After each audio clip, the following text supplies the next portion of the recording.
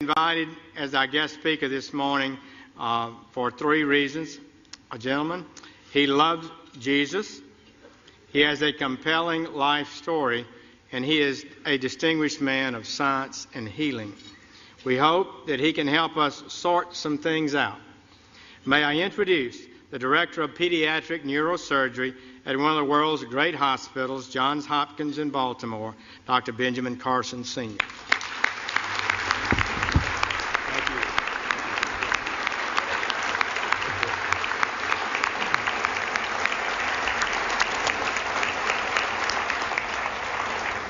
Thank you so much, Mr. President, Mr. Vice President, Mrs. Obama, distinguished guests, which includes everybody. Thank you so much for this wonderful honor to be at the stage again. I was here 16 years ago, and the fact that they've invited me back means that I didn't offend too many people. So that was great. I want to start by reading four texts, which will put into context what I'm going to say. Proverbs 11:9. With his mouth, the godless destroys his neighbor, but through knowledge the righteous escape. Proverbs 11:12. A man who lacks judgment derides his neighbor, but a man of understanding holds his tongue. Proverbs 11:25. A generous man will prosper. He who refreshes others will himself be refreshed. And 2 Chronicles 7:14, if my people who are called by my name will humble themselves and pray and seek my face and turn from their wicked ways, then will I hear from heaven and will forgive their sins and heal their land. You know, I have an opportunity to speak in a lot of venues. This is my fourth speech this week. And I have an opportunity to talk to a lot of people. And I've been asking people, what concerns you? What are you most concerned about in terms of the spirituality and the direction of our nation and our world? And I've talked to very prominent Democrats, very prominent Republicans. And I was surprised by the uniformity of their answers.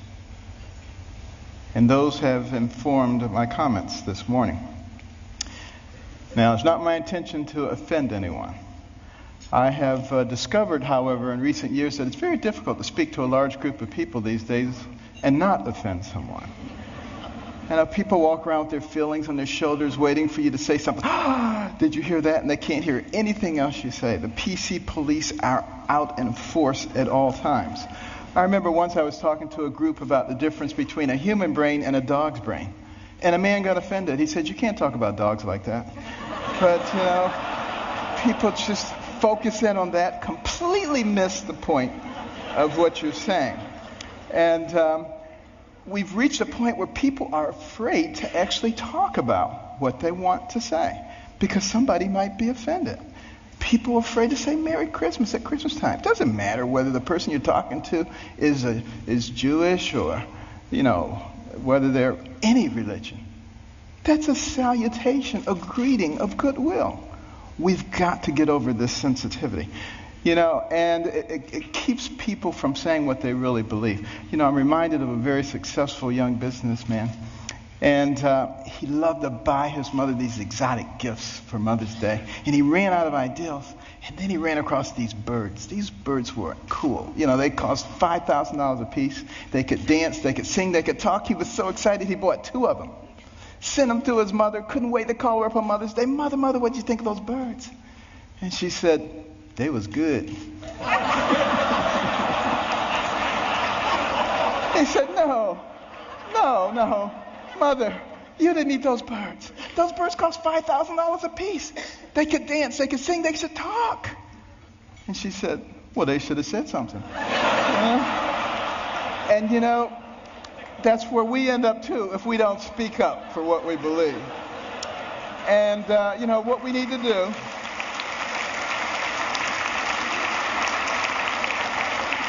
What we need to do in this PC world is forget about unanimity of speech and unanimity of thought. And we need to concentrate on being respectful those people with whom we disagree. And that's when I think we begin to make real progress. And one last thing about political correctness, which I think is a horrible thing, by the way. I'm very, very compassionate, and I'm not ever out to offend anyone. But PC is dangerous. Because you see, this country, one of the founding principles was freedom of thought and freedom of expression. And it muffles people. It puts a muzzle on them. And at the same time, keeps people from discussing important issues while the fabric of their society is being changed. And we cannot fall for that trick.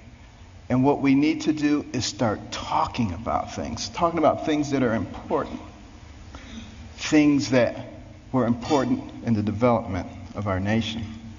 Well, one of those things was education. I'm very passionate about education because it's made such a big difference in my life. But here we are at a time in the world, the information age, the age of technology. And yet, 30% of people who enter high school in this country do not graduate. 44% of people who start a 4-year college program do not finish it in 4 years. What is that about? Think back to a darker time in our history, 200 years ago when slavery was going on. It was illegal to educate a slave, particularly to teach him to read. Why do you think that was? Because when you educate a man, you liberate a man. And there I was as a youngster, placing myself in the same situation that a horrible institution did because I wasn't taking advantage of the education. I was a horrible student. Most of my classmates thought I was the stupidest person in the world. They called me dummy. I was the butt of all the jokes. Now, admittedly, it was a bad environment. Single parent home. You know, my mother and father had gotten divorced early on. My mother got married when she was 13. She was one of 24 children. Had a horrible life. Discovered that her husband was a bigamist. Had another family. And she only had a third-grade education. She had to take care of us. Dire poverty. Had a horrible temper, poor self-esteem. All the things that you would think would preclude success. But I had something very important. I had a mother who believed in me. And I had a mother who would never allow herself to be a victim, no matter what happened. Never made excuses, and she never accepted an excuse from us. And if we ever came up with an excuse, she always said, "Do you have a brain?" And if the answer was yes, then she said, "Then you could have thought your way out of it. It doesn't matter what John or Susan or Mary or anybody else did or said." And it was the most important thing she did for my brother and myself. Because if you don't accept excuses, pretty soon people stop giving them and they start looking for solutions. And that is a critical issue when it comes to success. Well, you know, we did live in dire poverty. And one of the things that I hated was poverty. You know, some people hate spiders, some people hate snakes. I hated poverty. I couldn't stand it. And, but, you know, my mother couldn't stand the fact that we were doing poorly in school. And she prayed and she asked God to give her wisdom. What could she do to get her young sons to understand the importance of developing their minds so that they could control their own lives? And you know what? God gave her the wisdom. At least in her opinion. My brother and I didn't think it was that wise. Because it was to turn off the TV. Let us watch only 2 or 3 TV programs during the week, and with all that spare time, read 2 books apiece from the Detroit Public Libraries and submit to her written book reports, which she couldn't read, but we didn't know that. And she put check marks and highlights and stuff. But, you know, I just hated this. And my friends were out having a good time. Her friends would criticize her. They would say, "You can't make boys stay in the house reading books. They'll grow up, they'll hate you." And I would overhear them, and I'd say, "Mother, you know they're right." But she didn't care, you know. But after a while, I actually began to enjoy reading those books. Because we were very poor, but between the covers of those books, I could go anywhere, I could be anybody, I could do anything. I began to read about people of great accomplishment. And as I read those stories, I began to see a connecting thread. I began to see that the person who has the most to do it You and what happens to you in life is you. You make decisions. You decide how much energy you want to put behind that decision. And I came to understand that I had control of my own destiny. And at that point, I didn't hate poverty anymore because I knew it was only temporary. I knew I could change that. It was incredibly liberating for me. It made all the difference. And continue on that theme of education. In 1831, Alexis de Tocqueville came to America to study this country. The Europeans were fascinated. How could a fledgling nation, barely 50 years old, already be competing with them on virtually every level? This was impossible. De Tocqueville was going to sort it out. And he looked at our government, and he was duly impressed by the 3 branches of government. 4 now, because now special interest groups. But it was only 3 back in those days. And, he said, wow, this is really something. And then he said, but let me look at their educational system. And he was blown away. See, that anybody finishing the 2nd grade was completely literate. He could find a mountain man on the outskirts of society. The man could read the newspaper, could have a political discussion, could tell him how the government worked. If you really want to be impressed, take a look at the chapter on education in my latest book, America the Beautiful, which I wrote with my wife. Came out last year. And in that education chapter, you will see questions extracted from a 6th grade exit exam from the 1800s. A test you had to pass to get your 6th grade certificate. I doubt most college graduates today could pass that test. We have dumbed things down to that level. And the reason that is so dangerous is because the people who founded this nation said that our system of government was designed for a well-informed and educated populace. And when they become less informed, they become vulnerable. Think about that. Our system of government, and that's why the education is so vitally important. Now, some people say, you're overblowing it, things aren't that bad. And you're a doctor, a neurosurgeon. Why are you concerned about these things? I've got news for you. 5 doctors signed the Declaration of Independence. Doctors were involved in the framing of the Constitution, the Bill of Rights, a whole bunch of things. It's only been in recent decades that we've extracted ourselves, which I think is a big mistake. We need doctors and we need scientists, engineers. We need all of those people involved in government, not just lawyers. I don't have anything against lawyers, but, here's the thing about lawyers. And I'm sorry, but I got to be truthful, okay? Got to be truthful. What do lawyers learn in law school? To win. By hook or by crook, you got to win. So you got all these Democrat lawyers and you got all these Republican lawyers, and their side wants to win. We need to get rid of that. What we need to start thinking about is how do we solve problems?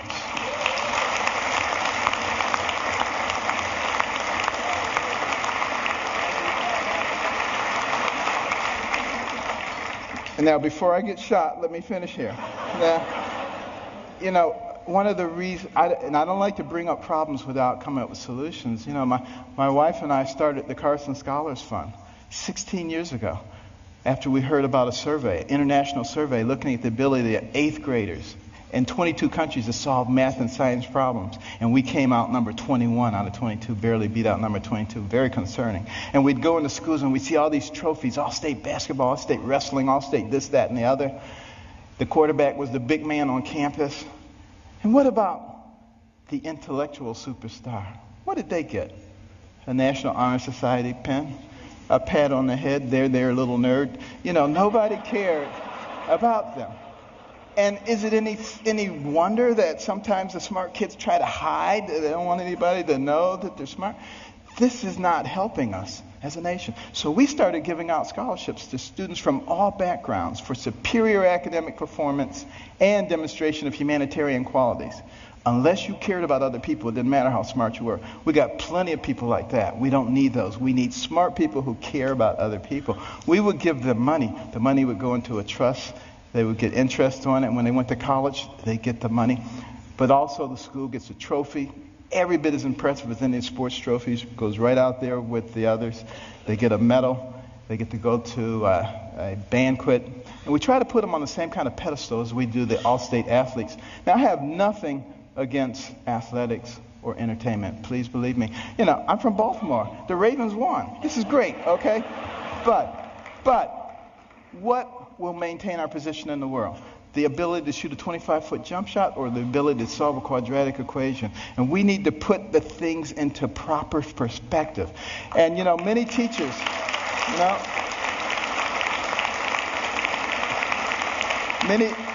Many teachers have told us when we put a Carson scholar in their classroom, the GPA of the whole class goes up over the next year.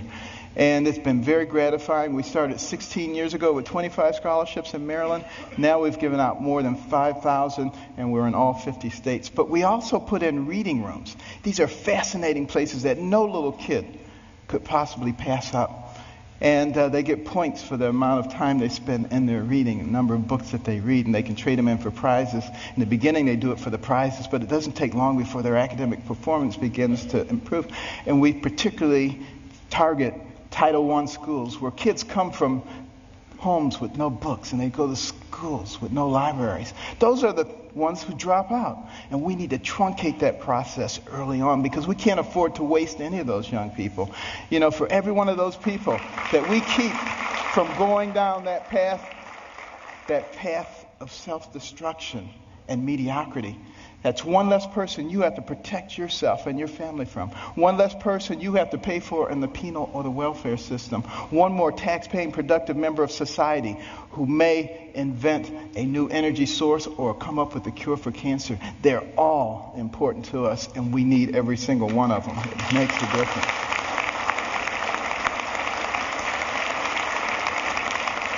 And when you go home tonight, please read about it. Carson Scholars Fund. CarsonScholars.org. But why is it so important that we educate our people? Because we don't want to go down the same pathway as many other pinnacle nations who have preceded us. I think particularly about ancient Rome. Very powerful. Nobody could even challenge them militarily. But what happened to them? They destroyed themselves from within. Moral decay. Fiscal irresponsibility. They destroyed themselves. And if you don't think that can happen to America, you get out your books and you start reading. But we can fix it. Why can we fix it? Because we're smart. We have some of the most intellectually gifted people leading our nation. All we need to do is remember what our real responsibilities are so we can solve the problems. I think about these problems all the time. And, my role model was Jesus. And he used parables to help people understand things. And one of our big problems right now, and like I said, I'm not politically correct, so I'm sorry.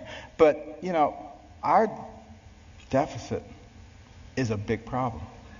Think about it.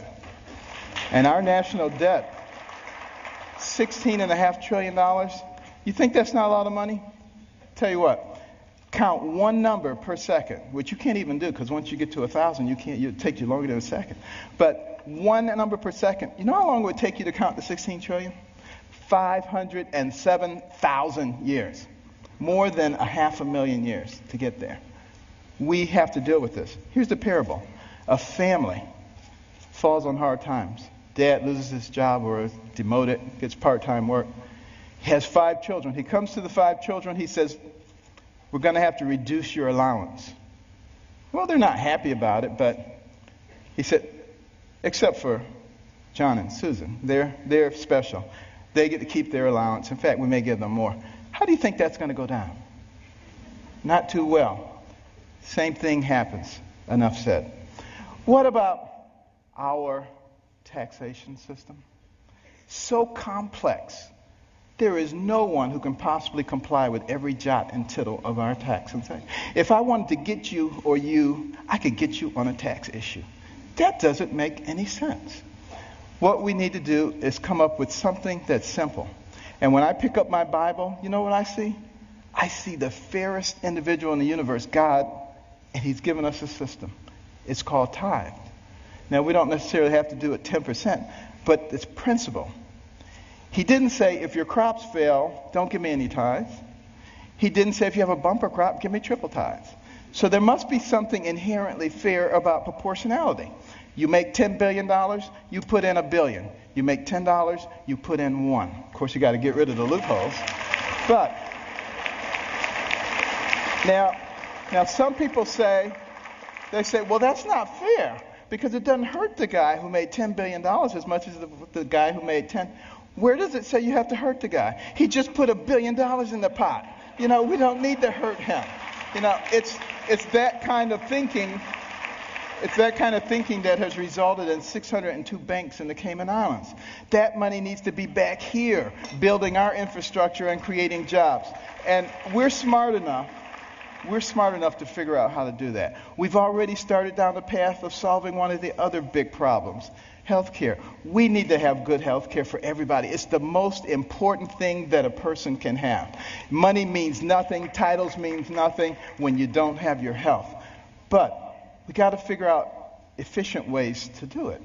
We spend a lot of money on healthcare, twice as much per capita as anybody else in the world, and yet not very efficient. What can we do? Here's my solution. When a person is born, give them a birth certificate, an electronic medical record, and a health savings account, to which money can be contributed pre-tax from the time you're born to the time you die. When you die, you can pass it on to your family members so that when you're 85 years old and you got 6 diseases, you're not trying to spend up everything. You're happy to pass it on, and there's nobody talking about death panels. That's number one. And also, for the people who are indigent, who don't have any money, we can make contributions to their HSA each month because we already have this huge pot of money. Instead of sending it to some bureaucracy, let's put it in their HSAs. Now they have some control over their own health care. And what do you think they're going to do? They're going to learn very quickly how to be responsible. When Mr. Jones gets that diabetic foot ulcer, he's not going to the emergency room and blowing a big chunk of it. He's going to go to the clinic. He learns that very quickly. Gets the same treatment. In the emergency room, they send him out. In the clinic, they say, now let's get your diabetes under control so you're not back here in 3 weeks with another problem. That's how we begin to solve these kinds of problems. It's much more complex than that, and I don't have time to go into it all. But we can do all of these things because we're smart people. And let me just begin to close here by another parable. Sea captain, and he's out on the sea near the area where the Titanic went down. And they look ahead, and there's a bright light right there. Another ship, he figures. And he tells his signaler, signal that ship, deviate 10 degrees to the south. Back comes the message. No, you deviate 10 degrees to the north. Well, he's a little bit incensed, He says, send a message. This is Captain Johnson. Deviate 10 degrees to the north. Back comes the message. This is Ensign 4th Class Riley. Deviate 10 degrees to the south. Now he's really upset. He says, send him a message. This is a naval destroyer. Back comes the message. This is a lighthouse.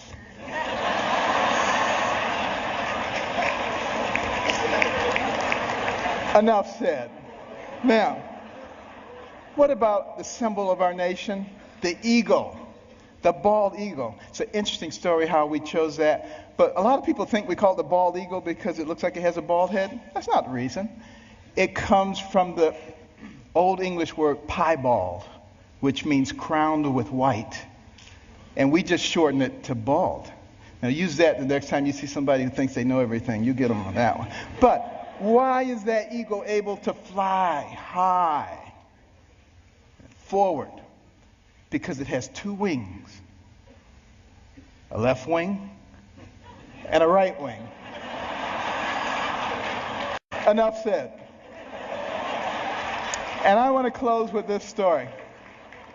200 years ago, this nation was involved in a war, the War of 1812. The British, who are now our good friends, thought that we were young whippersnappers. It was time for us to become a colony again. They were winning that war, marching up the eastern seaboard, destroying city after city, destroyed Washington, D.C., burned down the White House. Next stop, Baltimore. As they came into the Chesapeake Bay, that armada of ships, warships, as far as the eye could see, it was looking grim. Fort McHenry standing right there. General Armistead, who was in charge of Fort McHenry, had a large American flag commissioned to fly in front of the fort. The admiral in charge of the British fleet was offended. He said, "Take that flag down. You have until dusk to take that flag down. If you don't take it down, we will reduce you to ashes." There was a young amateur poet on board by the name of Francis Scott Key, sent by President Madison to try to obtain the release of an American physician who was being held captive. He overheard the British plans. They were not going to let him off the ship. He mourned as dusk approached. He mourned for his fledgling young nation. And as the sun fell, the bombardment started. Bombs bursting in air, missiles, so much debris. He strained trying to see, was the flag still there? Couldn't see a thing. All night long it continued. At the crack of dawn, he ran out to the banister. He looked, straining his eyes, but all he could see was dust and debris. And then there was a clearing, and he beheld the most beautiful sight he'd ever seen. The torn and tattered stars and stripes still waving. And many historians say that was the turning point in the War of 1812. We went on to win that war and to retain our freedom. And if you had gone into the grounds of Fort McHenry that day, you would have seen at the base of that flag the bodies of soldiers who took turns propping up that flag. They would not let that flag go down because they believed in what that flag symbolized. And what did it symbolize? One nation under God, indivisible, with liberty and justice for all. Thank you. God bless.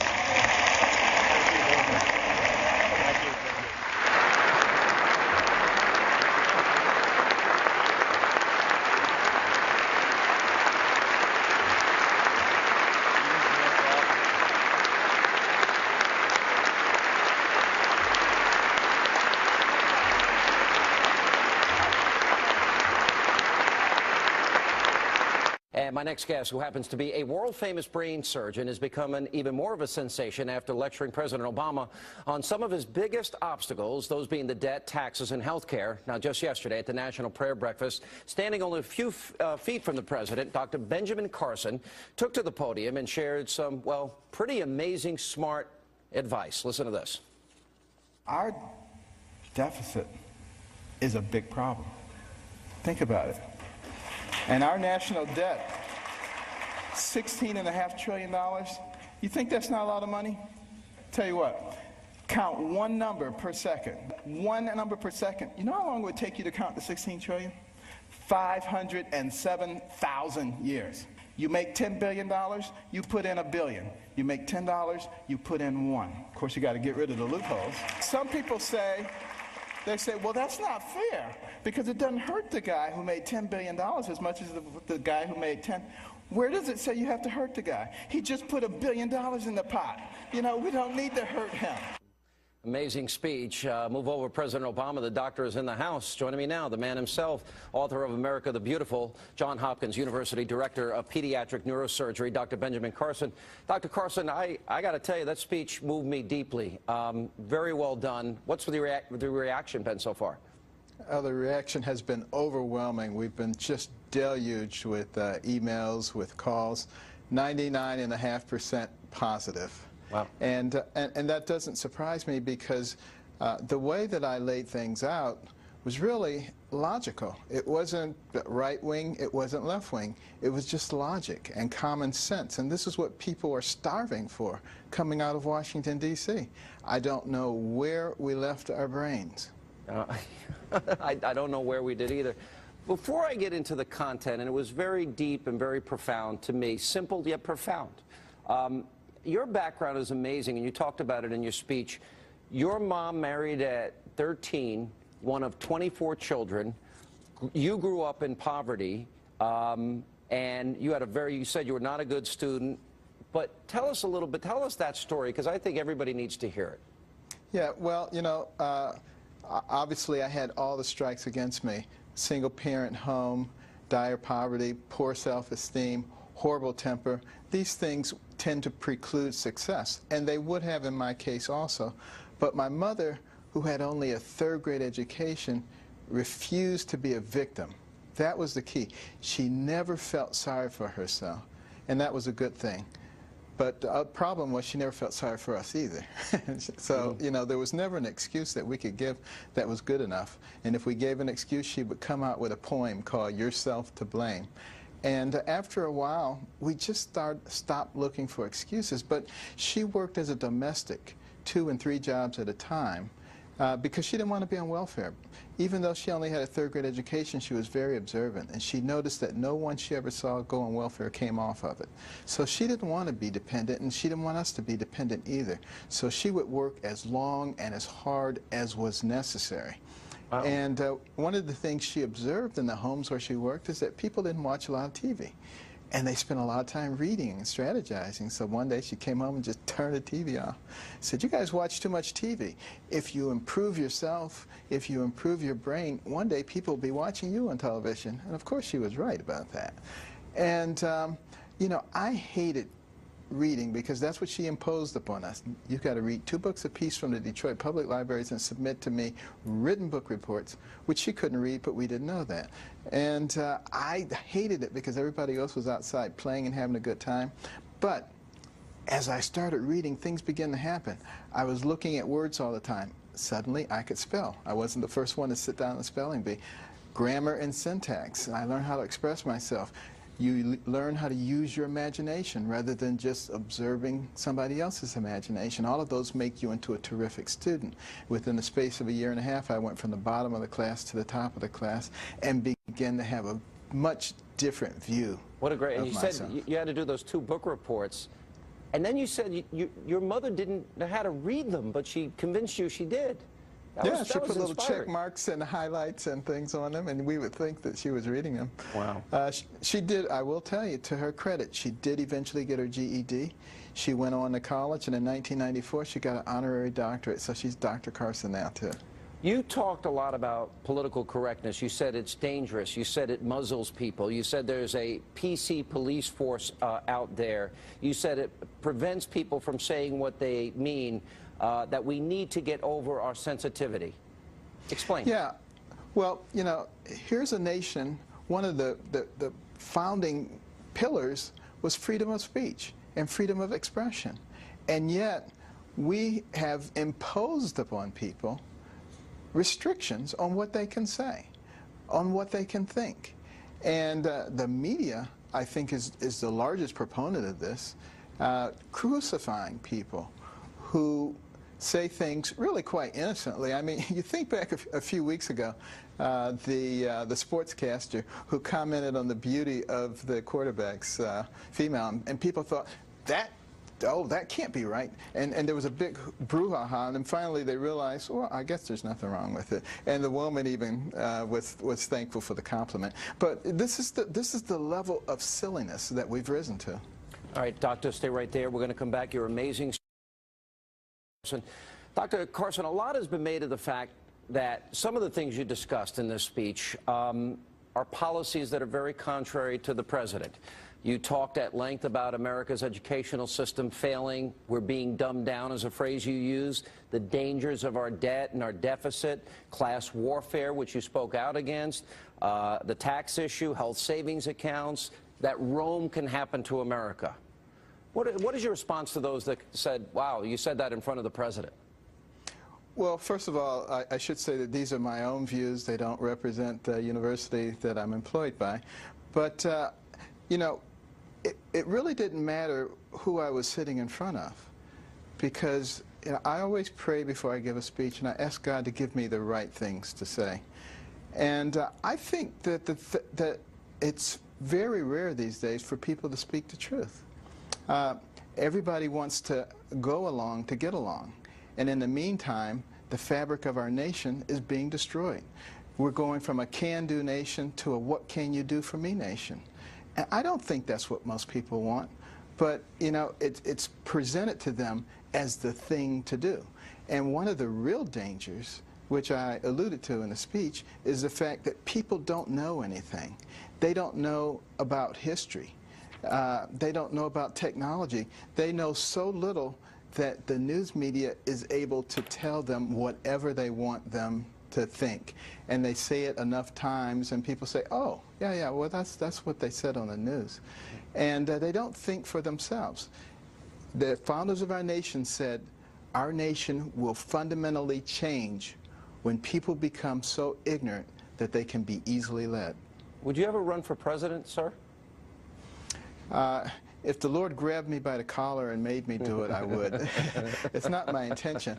I wouldn't wish that on you, but I think I would vote for you in a heartbeat. Well, thank you. I have so many emails from people saying that I could probably finance my campaign if each one gave me a nickel. Okay. What about, you gave a warning, though, about America. I share your concern. Morally, I see a decay in the country.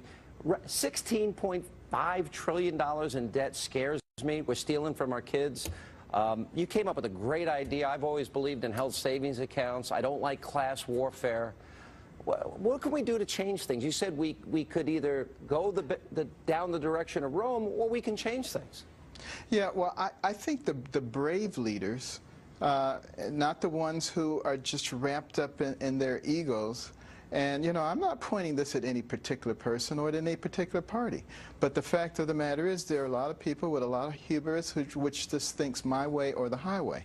And the reason that I gave the example of the eagle with two wings, a left wing and a right wing, is that all good ideals don't reside in one party. But as the Bible says, in a multitude of counselors is safety. But in order to be able to use those counselors, we got to get rid of political correctness and let people say what they mean and really put their ideals out on the table and explain why those are good ideals. I would be willing to debate anyone on the president's team on health care and how it should be administered and how it can be done for less money. I'll tell you what I don't get a chance to do that. Because we're running out of time, and I want you to come back and tell the story. You explained it so well on Francis Scott Key. I'm going to invite Austin Goolsbee on with you, and if you would come next week, maybe we can talk about those issues. Your book is amazing. The speech was amazing. I put it on my website, Hannity.com.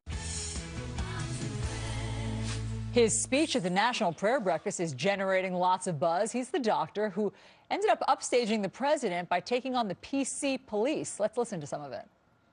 The PC police are out in force at all times.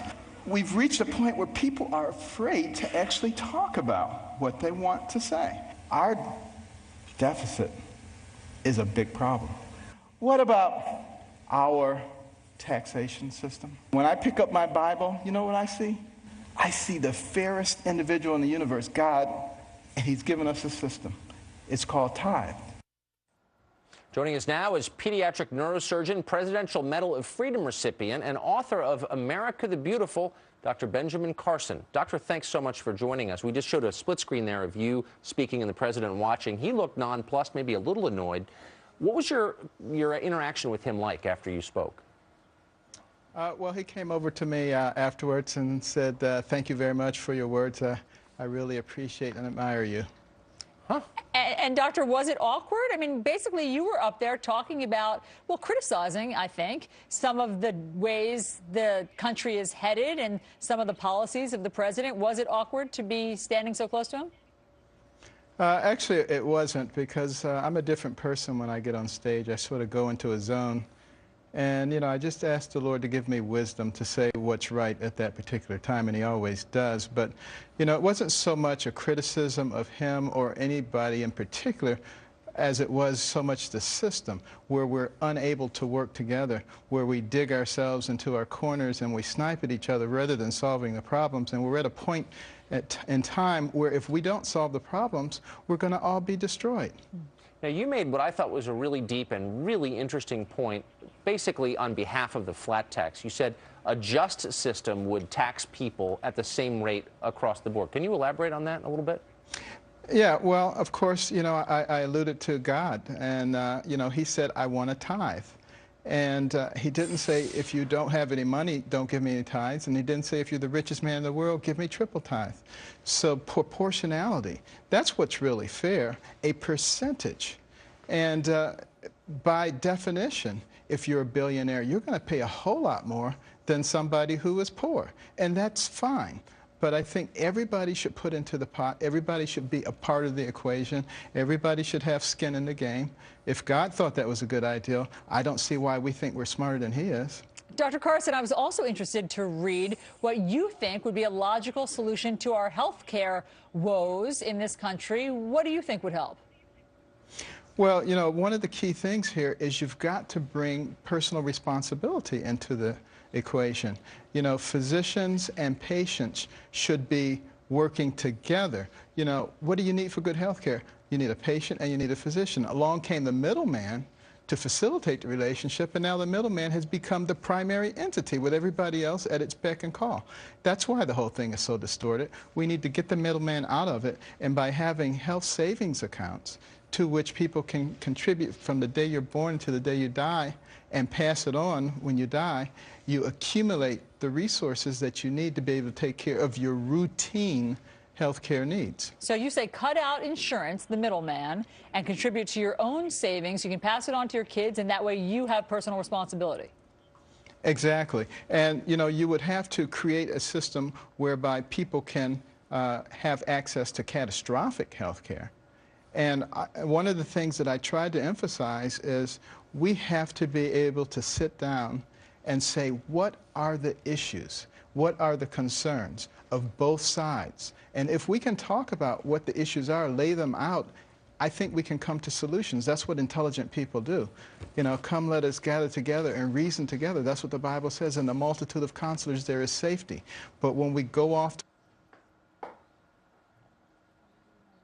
Well, it looks like we're having some technical difficulties, and what a shame, because that was one of the most interesting interviews I've seen in a while. That was, of course, Dr. Benjamin Carson from Baltimore. He's a world-renowned pediatric neurosurgeon, and he gave what has become truly a viral speech at the National Prayer Breakfast the other morning. Absolutely. It was so fascinating. I'm hoping that that was just a storm-related satellite hiccup, and we're going to be able to get him back, because also his own personal backstory is also fascinating. Poverty-stricken. Pretty remarkable. He's going to be, and it looks like he's going to be almost drafted by force for higher office by his growing legion of fans online. All right, we're going to try to get him back. We are back with pediatric neurosurgeon, Presidential Medal of Freedom recipient, and author of America the Beautiful, Dr. Benjamin Carson. We're glad to have you. Dr. Carson, the response to your remarks at the National Prayer Breakfast has been pretty overwhelming online, and it would seem that going forward you might have a more prominent and regular voice in national affairs. Do you anticipate that?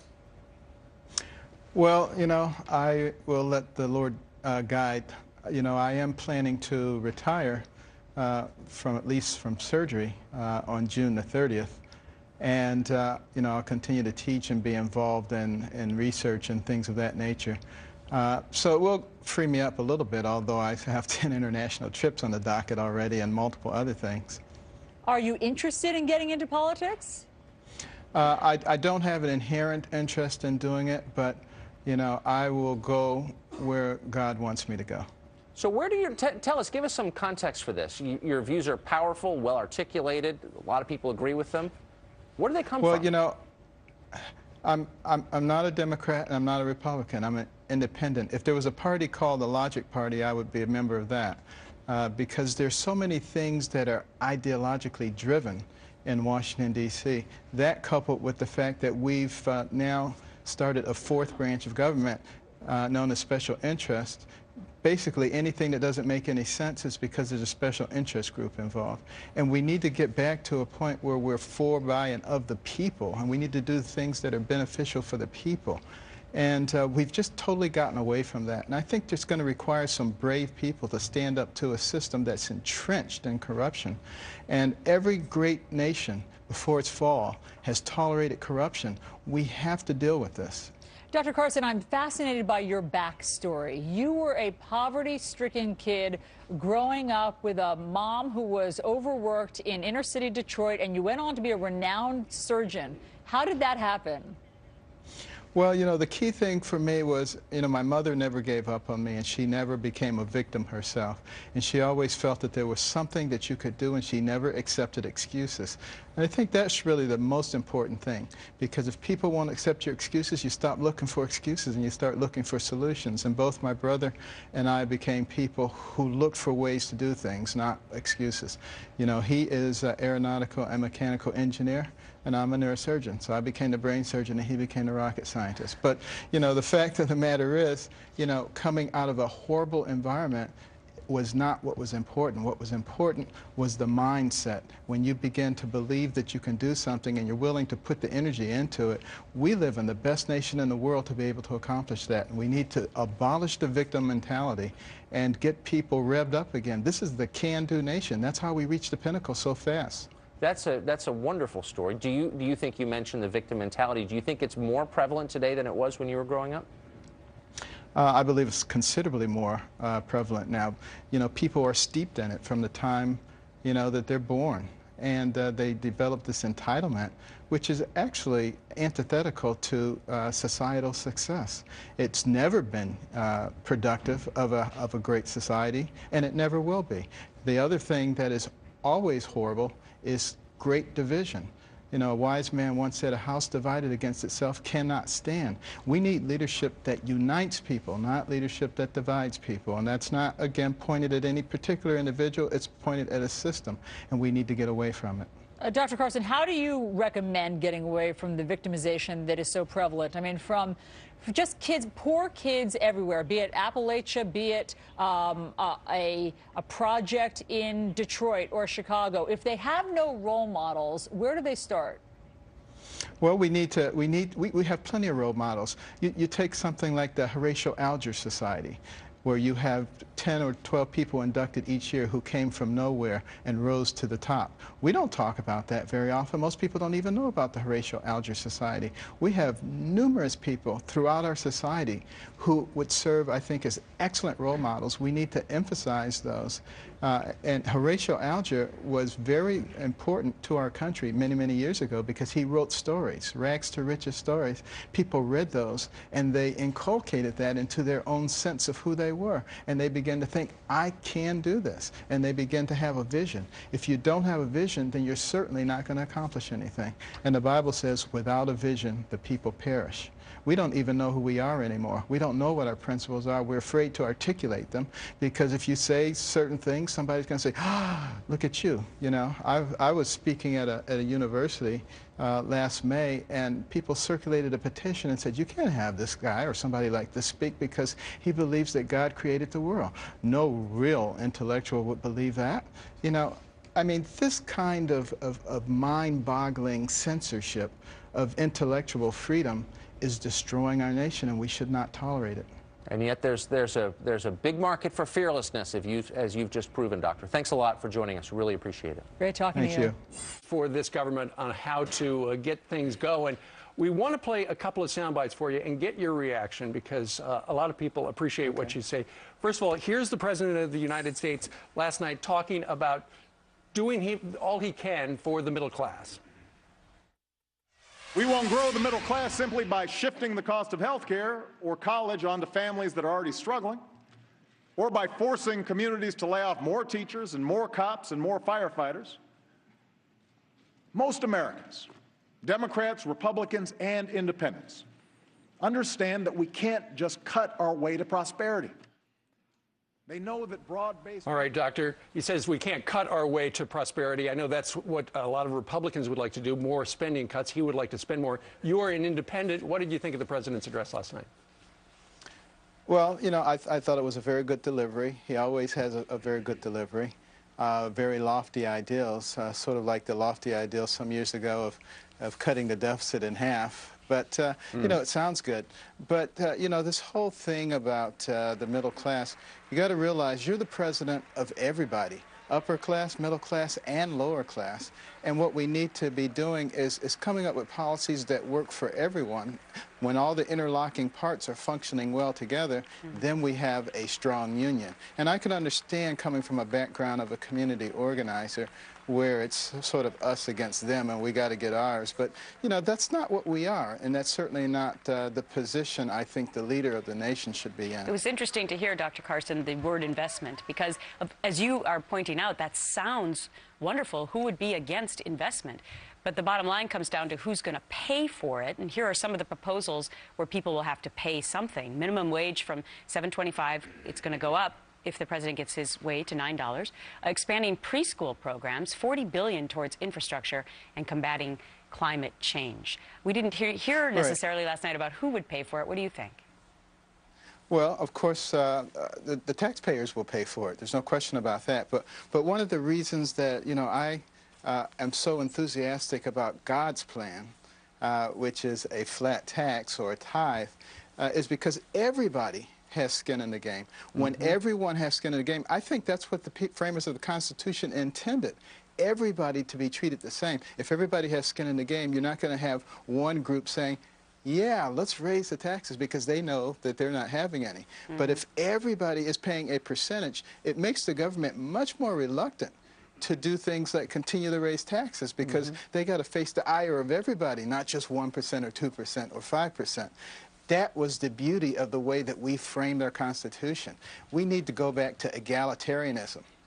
And Dr. too, I also heard the buzz terms last night. Fair share, the rich have to pay a little bit more in order, you know, to help everybody else out. So we're still hearing a lot of those same words in the same tone, even though we already got his tax increase. I was surprised to hear that, to be honest. The rich do pay more. Yeah. The rich do pay more. The top 1% pays 37% of the taxes. The top 5% pays 59% of the taxes. They don't make 59% of the income, so they already do pay more. But, you know, again, if they go back to a tithing system, you make $10 billion, you pay $1 billion, you make 10, you pay 1. That is so simple. That is so fair. Why do we think that we're smarter than God? Why do you think there's such a disconnect between your version and vision for taxes, which is fair, the billionaire pays 10%, everybody else pays 10% as well, whereas the President of the United States, you know, he says billionaires and millionaires need to pay their fair share, which means they essentially carry the water for the rest of the country? Well, I think it's a philosophical difference. I believe that this is a country that is for, of, and by the people. There are others who believe it's for, of, and by the government. And there's a natural tendency. If you go back and you look at the writings of the people who founded this nation, they talk about how there's a natural tendencies for governments to get bigger and bigger and more powerful and to drain the power of the people. They created a constitution that hopefully would stop that from happening. But as more and more people begin to believe in revisionism, and that the Constitution is old, then we're going to have more trouble. And we need to understand who we are. You know, you're speaking personally because you grew up with adversity, single-parent situation, not in the best of neighborhoods. You turned out to be one of the most prominent neurosurgeons in the world. Why do you think people are so angry at the message that you're speaking about? Shouldn't people look at you and think, wow, that's an admirable accomplishment? Well, first of all, you know, the vast, vast majority of people are delighted. You know, I ran into somebody yesterday, very left-wing, said that I'm left of Lenin, she said, but I loved your speech and I loved your ideals. You know, some people don't think that we, the people, are supposed to be able to address, you know, the leadership.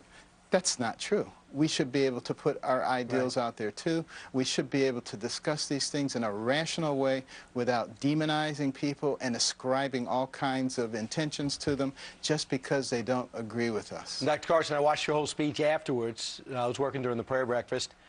But afterwards, I was just wondering, did you have any interaction with the president after the speech or any of his people? Were anybody upset by how direct you were? I had interaction with the president himself. He was very cordial, said he enjoyed my remarks and admired me, and a warm handshake.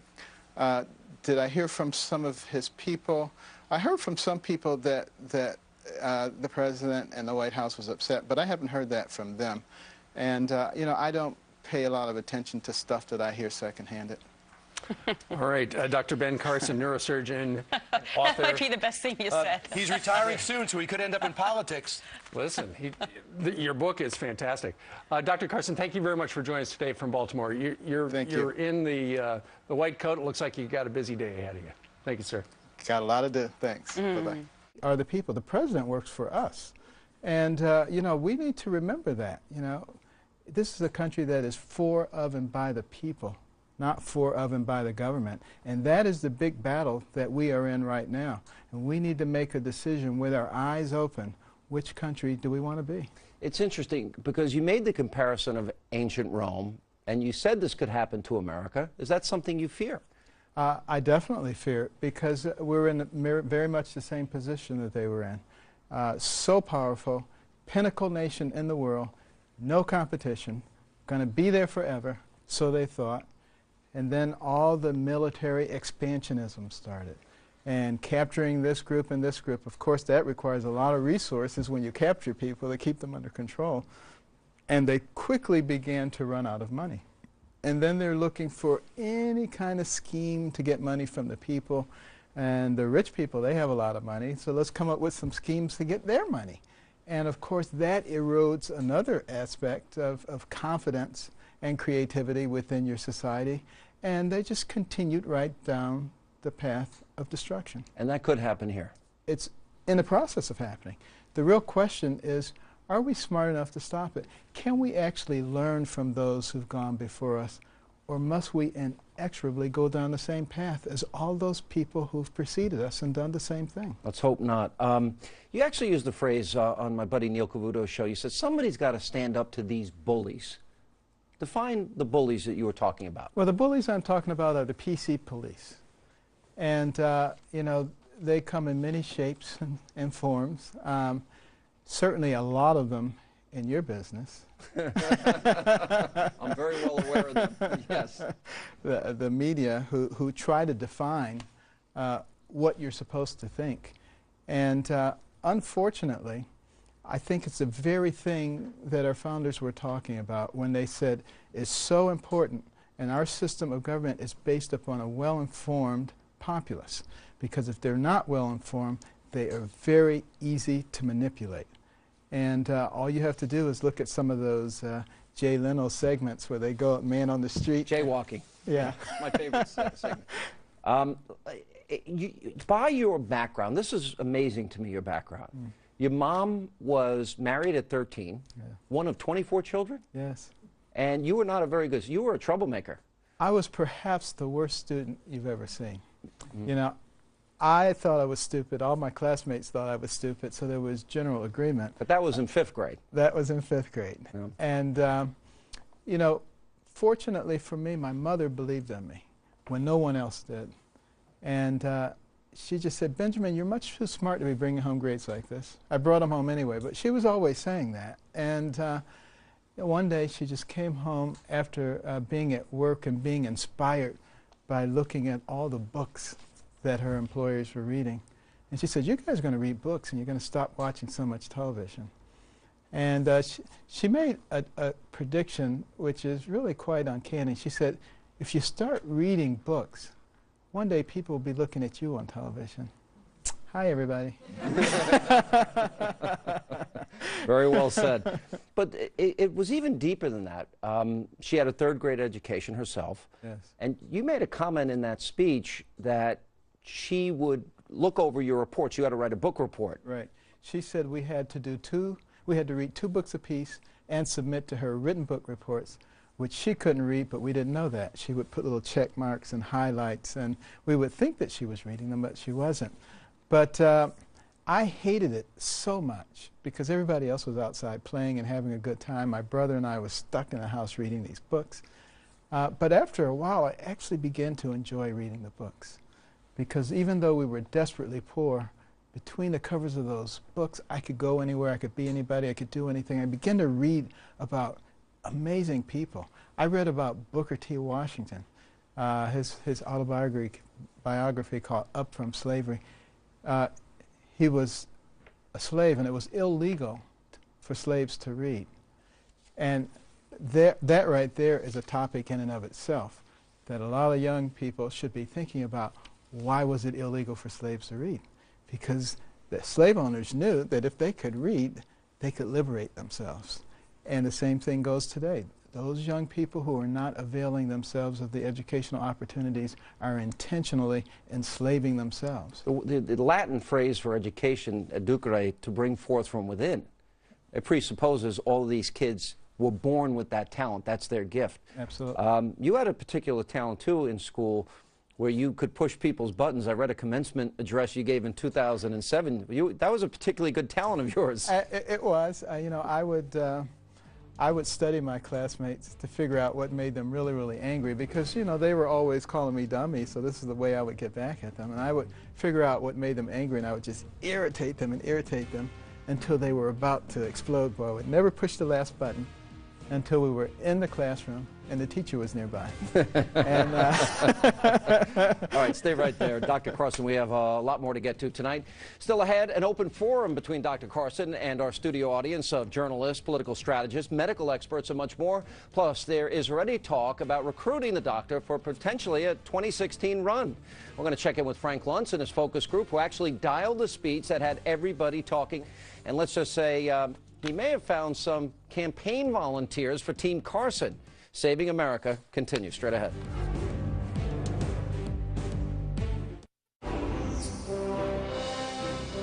what about our taxation system? So complex. There is no one who can possibly comply with every jot and tittle of our tax and say. What we need to do is come up with something that's simple. And when I pick up my Bible, you know what I see? I see the fairest individual in the universe, God, and he's given us a system. It's called tithe. Now, we don't necessarily have to do it 10%, but it's principle. He didn't say, if your crops fail, don't give me any tithes.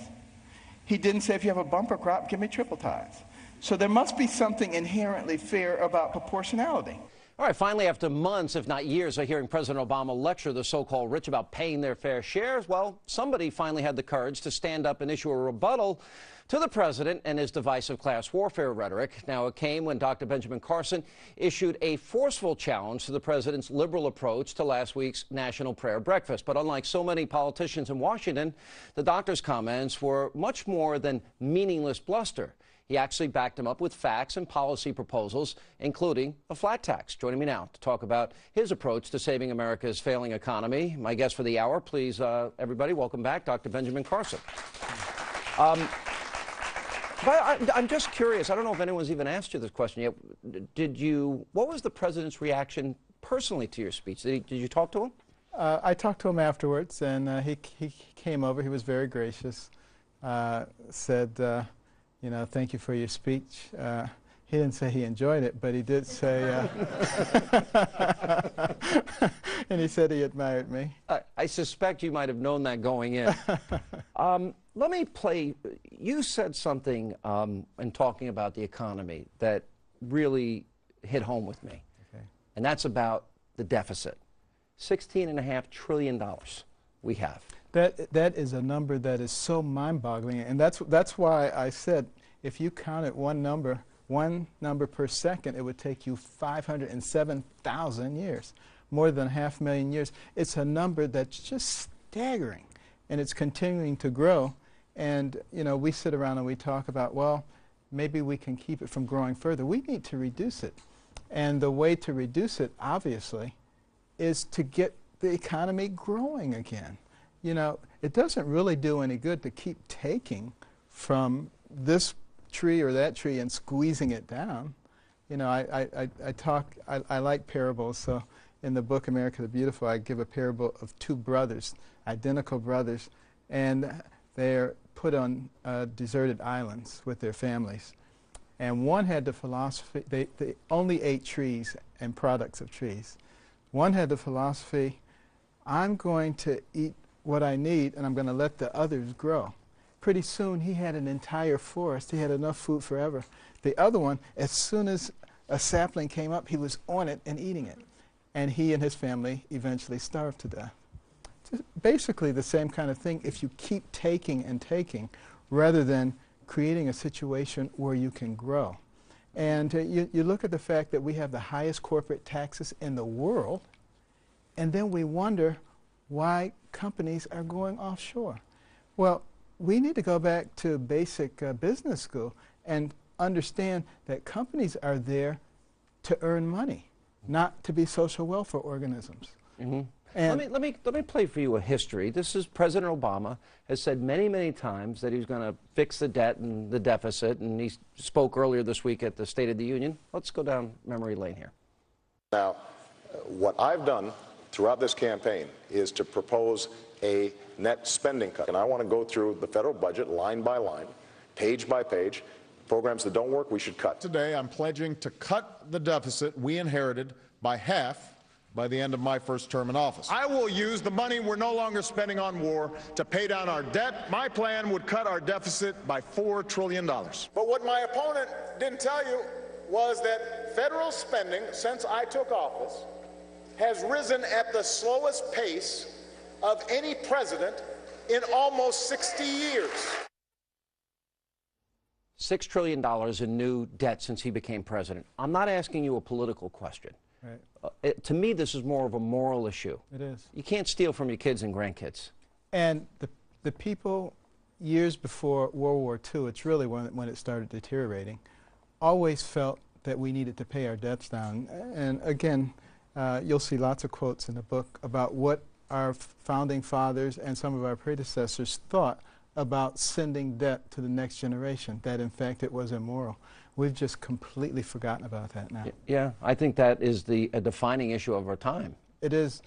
And, you know, the other thing is we need to create a situation that has everybody involved. Everybody has to have skin in the game in order to make this work. We talk about an egalitarian society.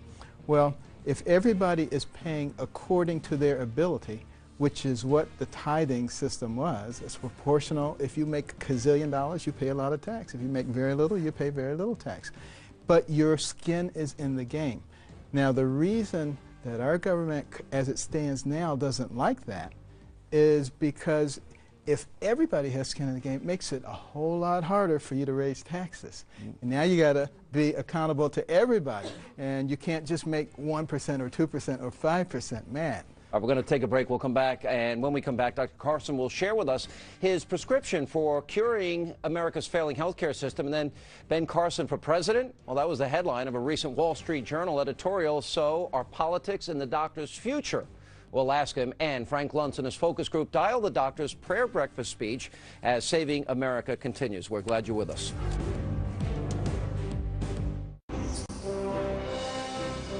Here's my solution. When the person is born, give them a birth certificate, an electronic medical record, and a health savings account, to which money can be contributed pre-tax from the time you're born to the time you die. When you die, you can pass it on to your family members so that when you're 85 years old and you got 6 diseases, you're not trying to spend up everything. You're happy to pass it on, and there's nobody talking about death panels. And welcome back to the special studio audience edition of Hannity. We're calling it Saving America. Joining me tonight for the hour is Dr. Benjamin Carson.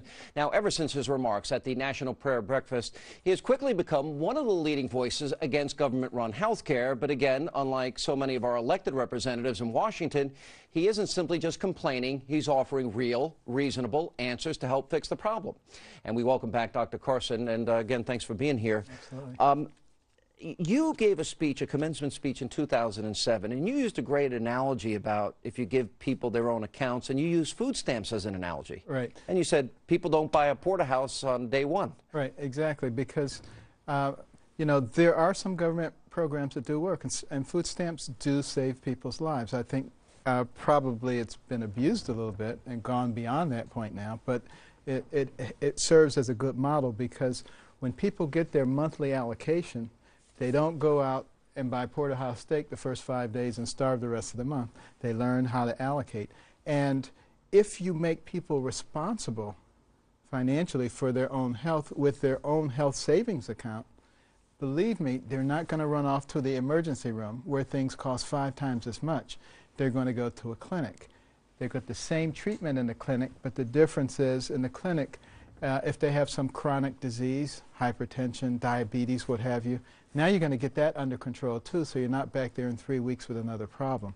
So it begins to make a great deal of difference. Also, with the health savings account, you are going to develop a relationship with that healthcare provider. It's not this big nebulous third party.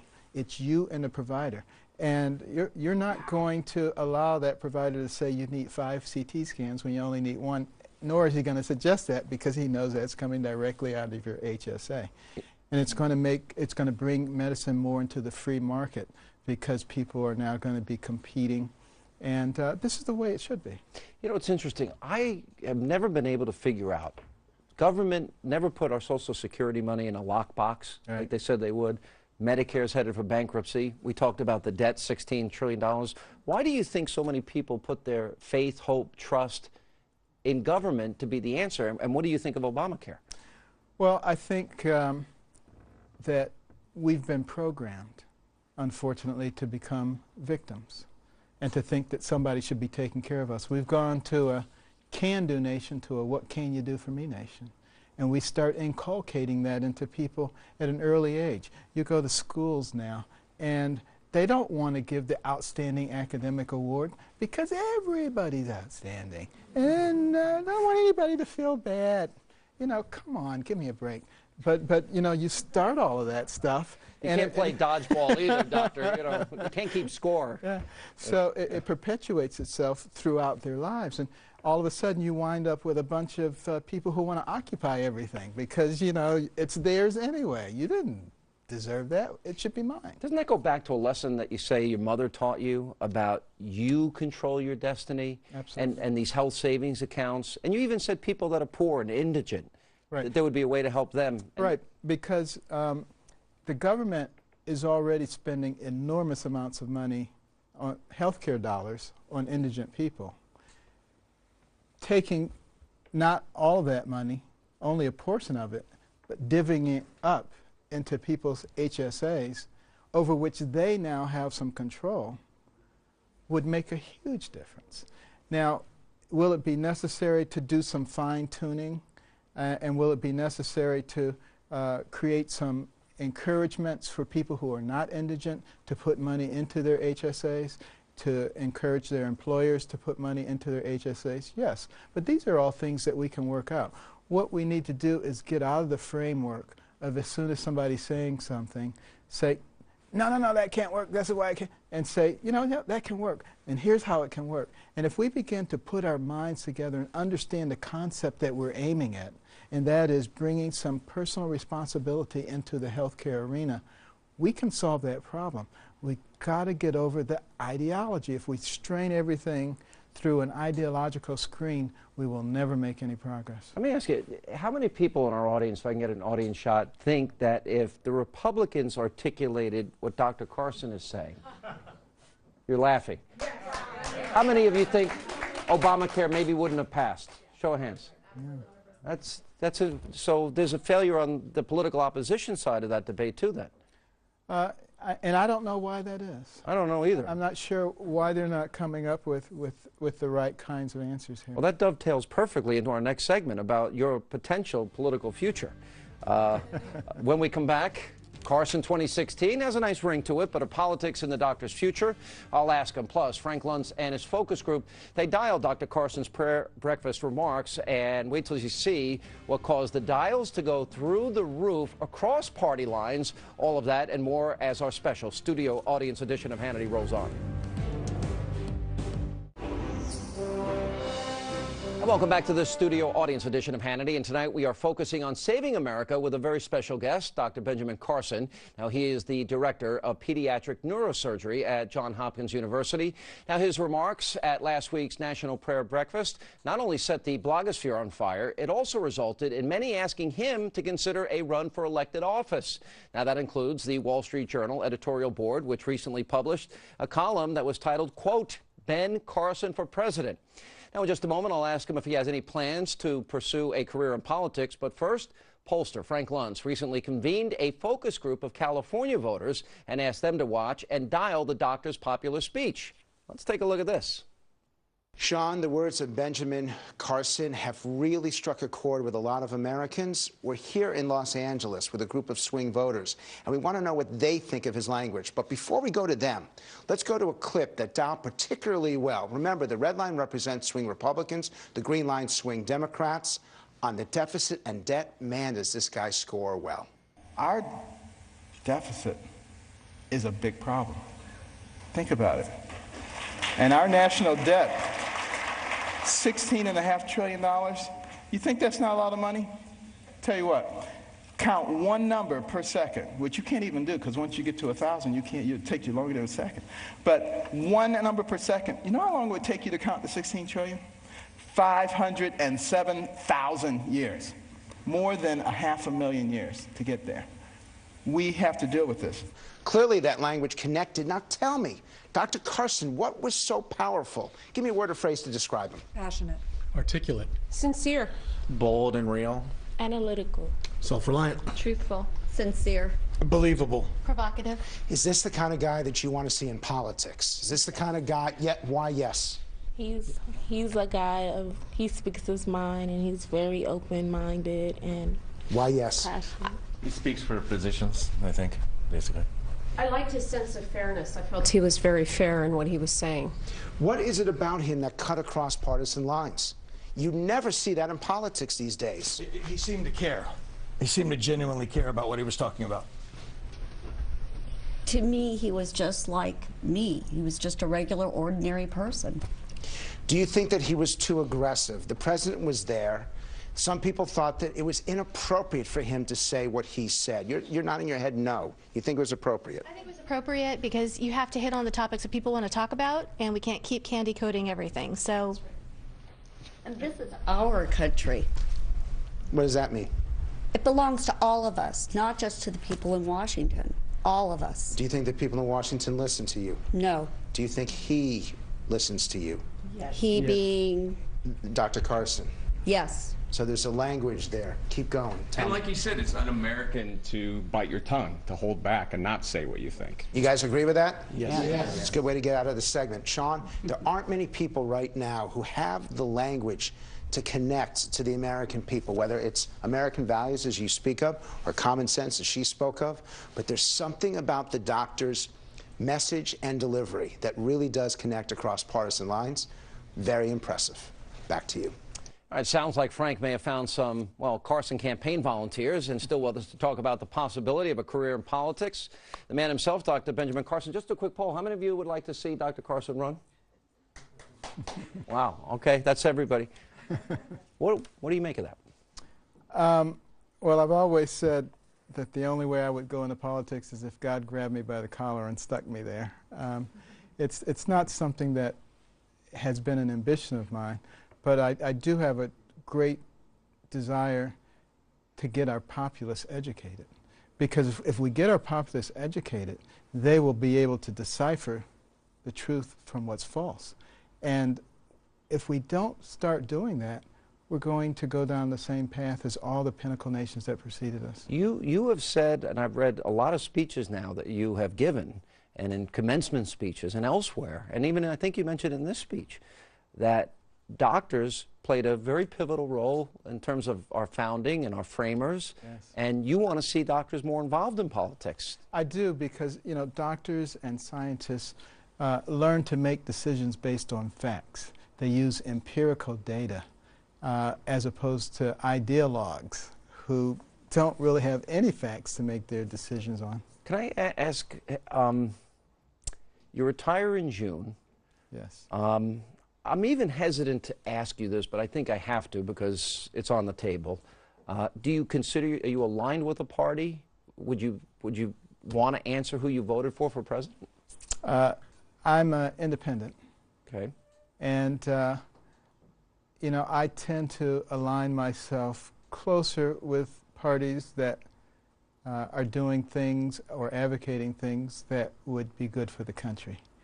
And that should tell you who I voted for. I won't go any further than that. Okay. I'll take it. Anyone want to take any bets? But all right. All right. When we come back, we're going to have a lot of fun. We're going to open all this up to our studio audience of political strategists, journalists, medical experts, much more, as they, along with Dr. Carson, they offer up their solutions for helping to save America, whether it's the economy, health care, all issues on the table. Our studio audience, they'll join the discussion next.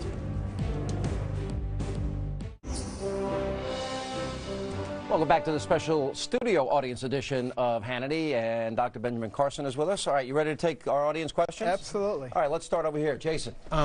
I wanted you to ask you about kids growing up in circumstances that you grew up in today, in the ghetto in particular. Yes.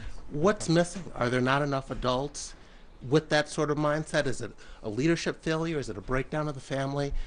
What's the problem? Combination of the things that you mentioned. There's a great family breakdown. For instance, when you look at the African American community, 70% of the babies are born out of wedlock. Now, you're not supposed to talk about that because all family situations are supposed to be equal these days, right? But they're not equal. That father is very much needed, and producing the right kinds of role models for the children and giving them a value system. Because if you don't provide them with a value system at home, they're going to find it somewhere else, and it may not be a good value system.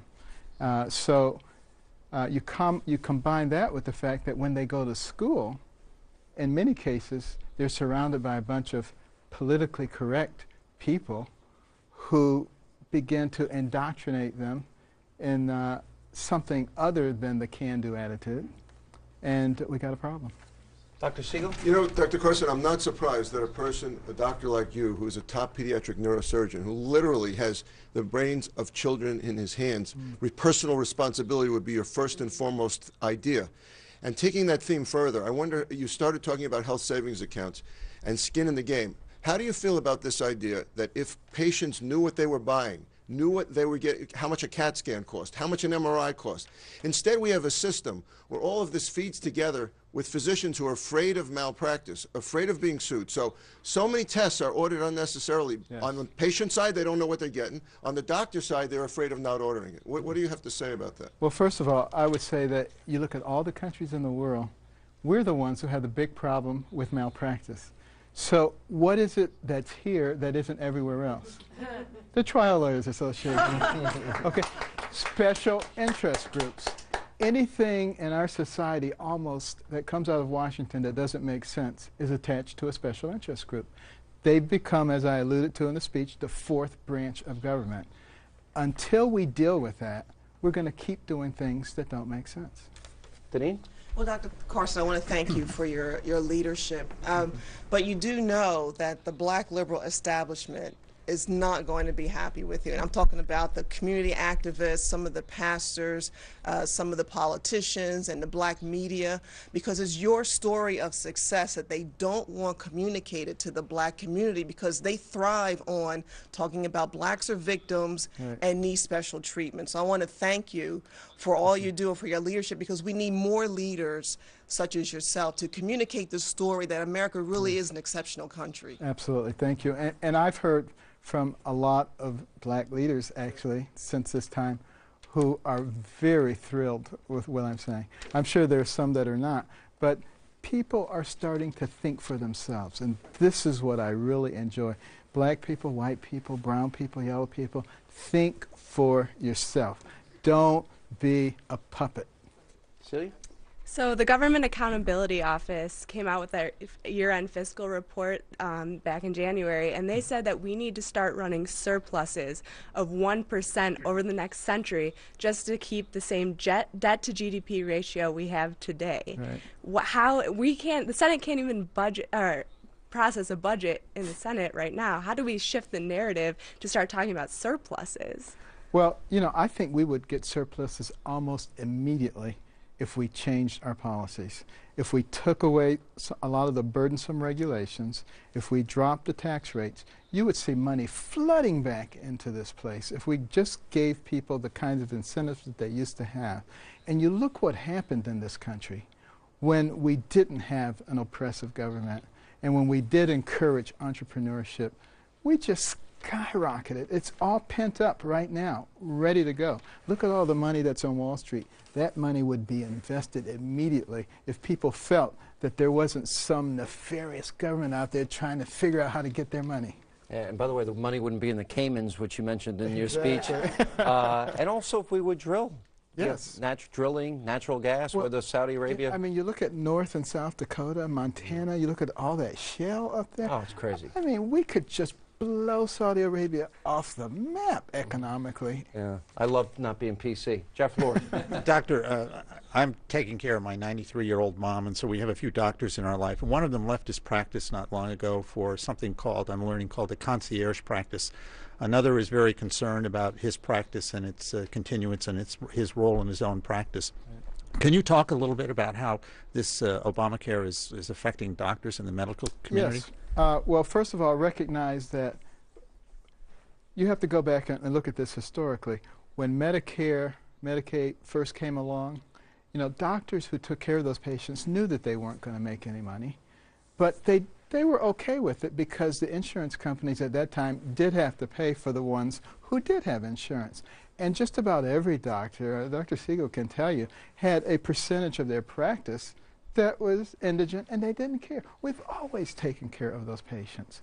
But now, because the margins are so narrow, because the insurance companies can do what they want to do, they're not capable of doing that anymore. And, I do think we need some insurance reform also, because when you stop and you think about it, one of the major pillars of our medical system are insurance companies that make money by denying people care. We need to deal with that situation because that's an inherent conflict of interest. And I'm sure if we sit down and put our heads to it, we can figure out a way that they can make an adequate profit and people can still be taken care of.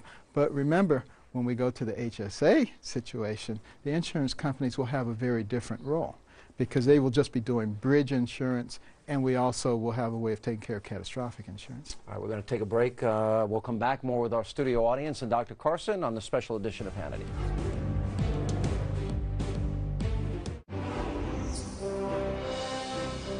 And welcome back to the special audience edition of Hannity, and Dr. Ben Carson is with us, and we're taking questions. Our good friend Sandra Smith of the Fox Business Network. Lightning round.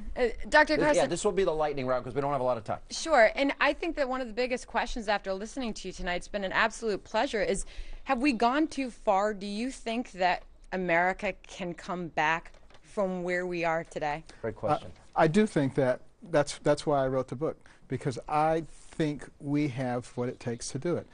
We're just going to have to speak up. That's the key. Jamie? It's January 2017. You've just been inaugurated President of the United States. What would be your top legislative priorities? Well, assuming that things are continuing the way they are now, we got to get the economy working again because that will take care of the jobs. Productivity rather than just mindless jobs. All right, Leslie. Doctor, when you say things people don't want to hear, usually there's an immediate effort to delegitimize the speaker. Were you concerned about that before you made that speech in that forum with that audience? I wasn't concerned because there's nothing that they can do to delegitimize me. There's no skeleton that they can find. They're going to try. Good luck. Yeah. You actually said in one of your speeches, live a clean life. You don't have to worry, and don't lie because you don't have to worry about what you said 3 months ago. I read that. He's good. Kerry. Doctor, in the 1960s, you had Ronald Reagan speaking out against socialized medicine for the AMA. The AMA made a complete 180 and was speaking out for Obamacare. What happened? Well, first of all, only 23% of doctors belong to the AMA. And they go and they grab those ones and they say, this represents the AMA. Enough said. Betsy? I'd like to know how you would solve this problem as a doctor and also as President of the United States. Section 1311 of this law empowers the federal government. Law. The Obama Health Law empowers the federal government for the first time in history to dictate how doctors treat privately insured patients, even if you bought a plan like an Aetna plan or a Cigna plan and paid for it yourself. How will you protect that doctor-patient relationship? Probably by rewriting that law. Good answer. Doctor, thank you so much for speaking your mind. I certainly hope you keep it up in the future. But who in the current debate reflects your values and views the most effectively of anybody in politics or public life? Well, I certainly enjoyed what Senator Rubio had to say last night. And I'm sure there are many up-and-coming young people, Bobby Jindal, and we'll just have to keep looking and hoping that people are courageous and forward-thinking. Heather? Does a message of personal responsibility sell politically anymore? We've seen President Obama suggesting universal pre-kindergarten care, basically telling parents that it's not their responsibility to prepare their children for school, but rather the government's. I don't think your mother would have bought that message. She understood that it was for you to do that, but we seem to be expanding things that the government can do instead of individuals. Yes. Can a politician stand up and say, sorry, we're not going to give you any more programs? It's for you to take care of your lives? I think it can sell, but we have to start talking about it. You see, the politically correct police have silenced the debate. We have to create the debate again, and a lot of the people who are in the middle will have an aha moment. Stefano. The speech with the part about your mother touched me so deeply as a mother of young boys, and I'm wondering how can we best limit the government in a way that creates a million Mrs. Carsons raising up her sons and herself out of poverty into prosperity? How do we do that? We become smart voters. And you know, a lot of people, they go into the voting booth, they say, oh, there's a name I recognize. Yeah, I'm voting for that one. That's about all they know. If you don't know more than that, you probably should just not vote, or you need to go and teach yourself, because you could be voting against your self-interest. Dr. Siegel, do you think the president heard you? I was hoping that with everything that had happened, that he'd come up to you afterwards and say, I heard you. Do you think he heard you? I'm praying that he did. If he did, you should see some changes in his actions. You would, you're based in Baltimore, and you touched on Medicaid earlier, and as you know, the health outcomes of patients on Medicaid are a lot poorer than they are for private insurance because it underpays docs and underpays hospitals. But this is the big debate in states around the country, is whether they should expand their Medicaid programs as Obamacare requires them to do. If you were advising the governor of Maryland, what would you tell him to do with the Medicaid expansion? Well, I would say we need to start talking about something that makes sense. You know, it doesn't make a lot of sense to invest a lot of our eggs in something that doesn't work. Jedediah, real quick. Yeah, I'm a former teacher and dean, and I just want to know, how do we get young people to care about the debt and deficit? I think we have to give them examples, like the one that I gave, 507,000 years, so they begin to understand what they're facing.